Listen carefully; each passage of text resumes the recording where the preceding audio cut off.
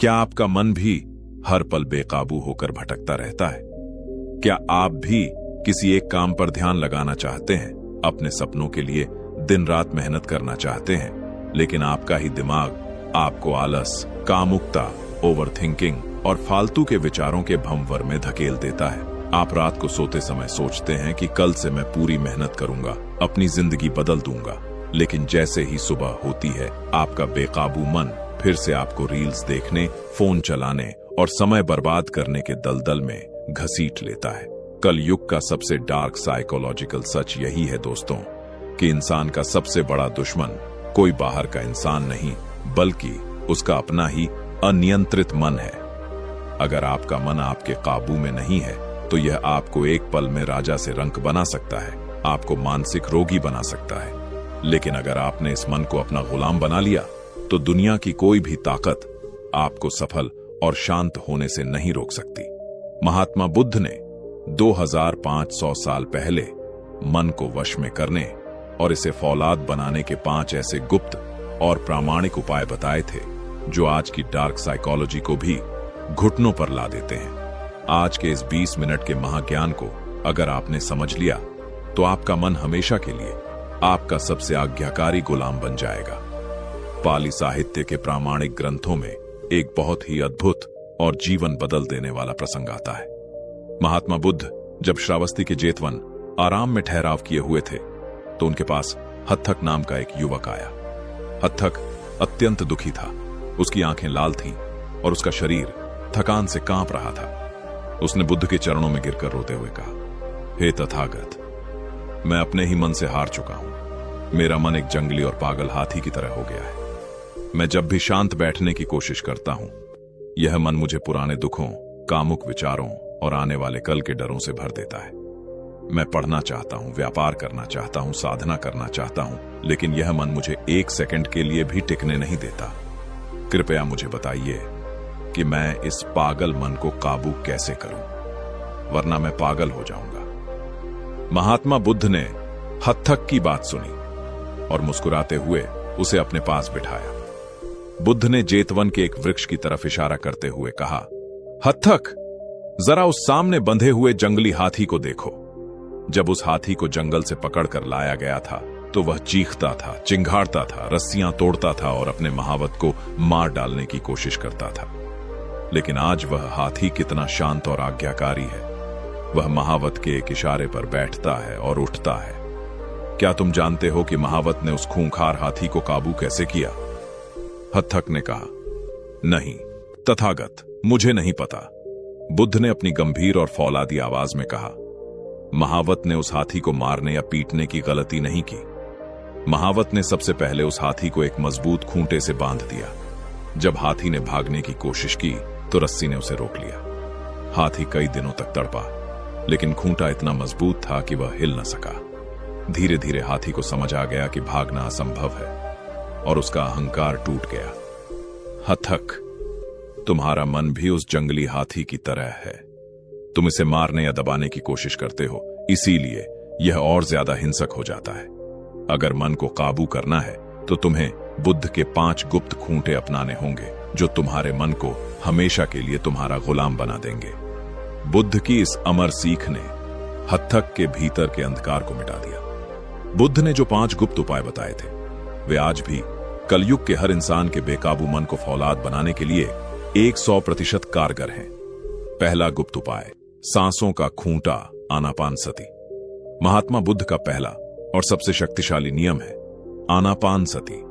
बुद्ध ने कहा कि मन और सांस का रिश्ता पति और पत्नी जैसा है। जब मन अशांत होता है तो सांसें तेज और उथली हो जाती हैं। लेकिन जब आप जानबूझकर अपनी आती और जाती हुई सांसों पर ध्यान लगाना शुरू करते हैं तो आपका भटकता हुआ मन तुरंत वर्तमान में रुक जाता है। डार्क साइकोलॉजी कहती है कि आपका दिमाग एक समय में केवल एक ही चीज पर ध्यान केंद्रित कर सकता है। जब भी मन भटकने लगे, विचार आपको घेरने लगे, तो सब कुछ छोड़ दो और 3 मिनट के लिए अपनी सांसों के आने और जाने को एक दर्शक की तरह देखो। जैसे ही आप सांसों के खूंटे से मन को बांधेंगे, मन का तूफान उसी सेकंड शांत हो जाएगा।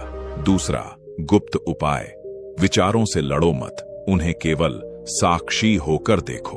हम सबसे बड़ी गलती यह करते हैं कि जब मन में कोई बुरा, कामुक या नकारात्मक विचार आता है तो हम उससे लड़ने लगते हैं या डर जाते हैं कि मेरे मन में ऐसा विचार क्यों आया। बुद्ध ने सिखाया कि विचारों से लड़ना हवा में तलवार चलाने जैसा है। विचार केवल पानी के बुलबुले की तरह हैं, जो आते हैं और फूट जाते हैं। जब मन में कोई विचार आए तो उसे रोको मत, नहीं उसमें बहो, बस शांत होकर मन ही मन कहो, अच्छा तो यह विचार आया है। जब आप विचारों को बिना किसी निर्णय के केवल एक दर्शक की तरह देखते हैं तो विचारों की पूरी ताकत खत्म हो जाती है और मन पूरी तरह खाली और शांत हो जाता है। तीसरा, गुप्त उपाय। इंद्रियों के द्वारों पर कड़ा पहरा लगाओ। आपका मन खुद से विचार पैदा नहीं करता। आपका मन वही विचार बनाता है जो आप अपनी आंखों और कानों से अंदर डालते हैं। अगर आप दिन भर सोशल मीडिया पर अश्लील कंटेंट, हिंसा, दूसरों की चकाचौंध और कचरा देखेंगे तो आपका मन कभी शांत नहीं हो सकता। बुद्ध ने कहा था कि जो इंसान अपने 5 इंद्रिय द्वारों पर पहरा नहीं बिठाता, उसका मन हमेशा वासनाओं का गुलाम बना रहेगा। साइकोलॉजी की भाषा में इसे डोपामाइन डिटॉक्स कहते हैं। अपने फोन के इस्तेमाल को सीमित करो, फालतू की बातें सुनना बंद करो और अपने दिमाग में केवल ज्ञान, अनुशासन और सकारात्मकता को ही जाने दो। चौथा, गुप्त उपाय। एकांत और आर्य मौन का अभ्यास करो। जो इंसान हमेशा लोगों की भीड़ में रहता है, हर वक्त बकबक करता है, उसका मन कभी उसके वश में नहीं हो सकता। बुद्ध का चौथा महानियम कहता है कि दिन में कम से कम 30 मिनट पूरी तरह अकेले और खामोश बैठना सीखो, बिना फोन, बिना टीवी, बिना किसी इंसान के। जब आप एकांत में बैठते हैं तो शुरू में मन बहुत चीखेगा, आपको डराएगा, लेकिन जब आप खामोशी से बैठे रहेंगे तो मन का सारा कचरा बाहर निकल जाएगा और मन के भीतर एक असीम दिव्य शांति का जन्म होगा। खामोशी मन को काबू करने का सबसे जहरीला और अचूक हथियार है। पांचवां गुप्त उपाय। अपने शरीर को कड़े अनुशासन की भट्टी में तपाओ। एक आलसी और कमजोर शरीर के भीतर कभी भी एक नियंत्रित मन नहीं रह सकता। जब आप अपने शरीर को ढील दे देते हैं, देर तक सोते हैं, उल्टा सीधा खाना खाते हैं, कसरत नहीं करते, तो आपका मन आपके शरीर पर हावी हो जाता है। बुद्ध ने सिखाया कि अपने शरीर को अनुशासन का आदी बनाओ। सुबह जल्दी उठो, ठंडे पानी से नहाओ, अपने काम को तय समय पर पूरा करो। जब आप अपने शरीर पर हुक्म चलाना शुरू करते हैं तो आपका अवचेतन मन यह समझ जाता है कि मालिक आप हैं, आपका मन नहीं। अब आपको चुनना है कि आपको क्या बनना है। क्या अपने ही बेकाबू मन का गुलाम बनकर पूरी जिंदगी पछतावे और दुखों में रोना है, या फिर बुद्ध के इन 5 गुप्त उपायों को अपनाकर अपने मन का वो अजय राजा बनना है जो अपने विचारों, अपने एकाग्रता और अपनी किस्मत का खुद मालिक होता है। भेड़ें हमेशा अपने चंचल मन के बहकावे में आकर कसाई के पास चली जाती हैं, लेकिन एक शेर अपने मन का मालिक होता है। वह जहां बैठता है वही उसका सिंहासन बन जाता है। आपको अपने ही मन से हारने वाली भेड़ नहीं बनना है, बल्कि अपने मन पर हुक्म चलाने वाला वो अजेय और स्वाभिमानी शेर बनना है। दोस्तों, इस कलयुग का सबसे कड़वा सच यही है कि जिसने अपने मन को जीत लिया, उसने पूरी दुनिया को जीत लिया। आज ही अपने मन के बहकावे में आना बंद करो। महात्मा बुद्ध के इस महाज्ञान को अपने जीवन का ढाल बनाओ।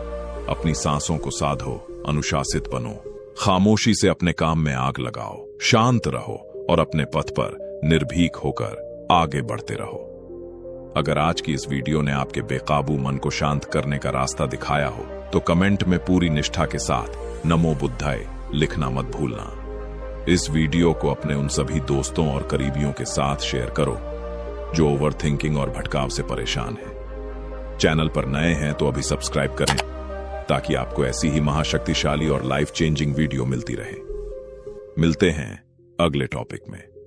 तब तक के लिए सजग रहिए, मन को काबू में रखिए, शांत रहिए और बेखौफ आगे बढ़िए। धन्यवाद।